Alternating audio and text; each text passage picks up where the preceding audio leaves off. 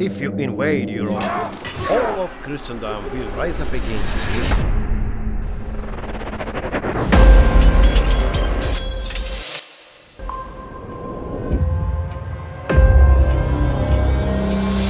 Did you know that the world as we know it was drastically altered right after the fall of the Ottoman Empire? The empire, which had existed for over 600 years, collapsed in the aftermath of World War I and paved the way for major changes in global politics, economics, and society. This video will take a closer look at the consequences of the fall of the Ottoman Empire and explore what happened in the years immediately following its demise. So, subscribe to the channel and let's get started. The Ottoman Empire, also known as the Turkish Empire, was a powerful and influential state that spanned 3 continents for centuries. It reached its peak in the 16th and 17th centuries, but by the early 20th century, it had significantly weakened and lost much of its territory. This giant nation underwent a significant transformation between 1908 and 1922. This era began with a noteworthy event titled the Young Turk Revolution and ended with a grand finale, the birth of the modern country we now know as Turkey. The Young Turk Revolution was a historical turning point. It breathed new life into the old constitution from 1876 and brought a fresh wave of politics to the stage. Now, instead of one ruling party, there was a system that allowed for multiple political parties, elections, and a parliament to represent the people of the Ottoman Empire. While these changes were happening, a new idea called Ottomanism emerged. This belief aimed to keep the empire together, tying people with a sense of Ottoman national pride regardless of their faith or origin. The empire's people saw the introduction of this new constitution as a hope. They viewed it as a chance to modernize their nation's institutions and peacefully resolve the conflicts between different ethnic communities.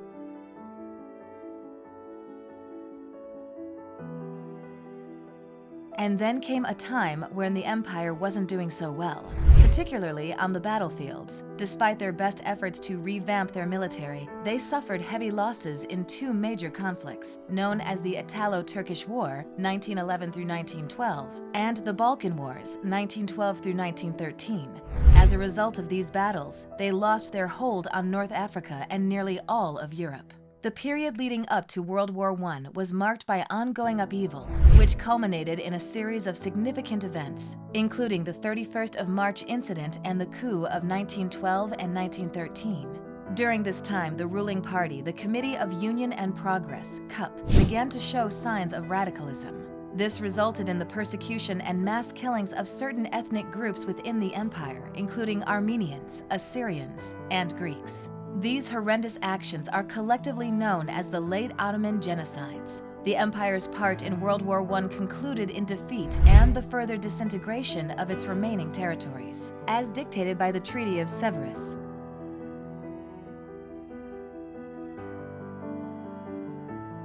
Hence, an agreement was put together at a gathering in London. This deal handed over just a small piece of land to a place known as the Ottoman state. It also gave them the honor of keeping their title Ottoman Caliphate, similar to how the Vatican, a holy kingdom led by the Catholic Pope, has its unique name. However, it left the Ottoman state quite feeble.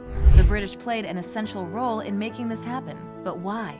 Well, they had a goal in mind. The Brits were trying to put a stop to something called the Caliphate movement. Needless to say, this had a catastrophic impact on the empire's people. The Caliphate was seen as the spiritual leader of all Muslims in the world and held immense importance to the Ottoman citizens, particularly for their religious identity.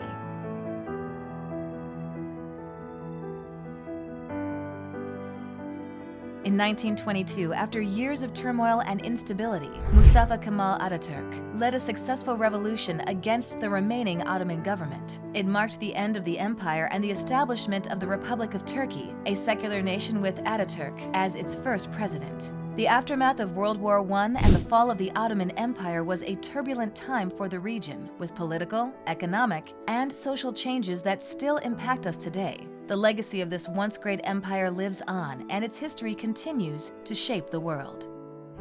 One of the immediate consequences of the fall of the Ottoman Empire was social conflicts between different ethnic and religious groups. For example, the Armenian Genocide, which began during World War I and continued until 1923, resulted in the deaths of an estimated 1.5 million Armenians at the hands of the Ottoman government. While this was the most well-known and documented instance of violence, there were also conflicts between other ethnic groups, such as Kurds, Assyrians, and Greeks. These tensions and divisions have continued even after the fall of the empire and are still present in modern-day Turkey.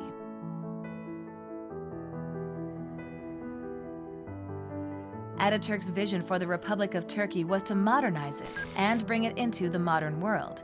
This led to significant reforms in such areas as education, legal and political systems, women's rights, and social customs. The country shifted towards secularism, with a separation of religion and state. These efforts were not without resistance and backlash from more conservative groups within the population. However, Turkey has continued to evolve and modernize over the decades since its establishment as a republic.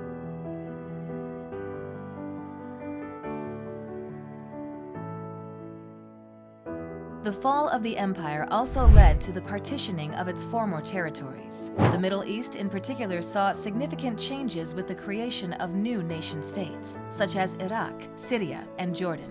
In 1923, the Treaty of Lausanne was signed, which established the borders of modern-day Turkey and recognized its independence. Nations like Iraq and Syria were carved out of former Ottoman territories, leading to conflicts and power struggles that continue to this day. The decisions made during the partitioning of these territories have had a lasting impact on the region's political landscape.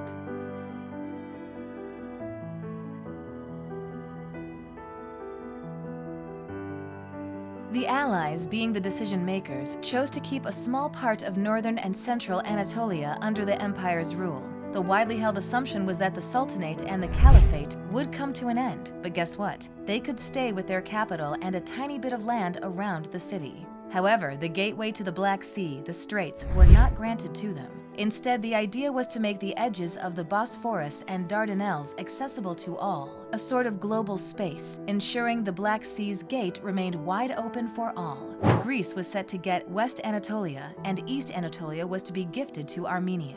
Now, the Mediterranean shoreline was still part of the empire, but it was thought to be shared between France and Italy as their zones of influence. Interestingly, the heart of Anatolia, where the mighty Ottomans first rose to power 6 centuries back, was to remain under Ottoman control. Intriguing, isn't it? This was all decided in the Treaty of Sèvres, ultimately leading to the fall of the Ottoman Empire.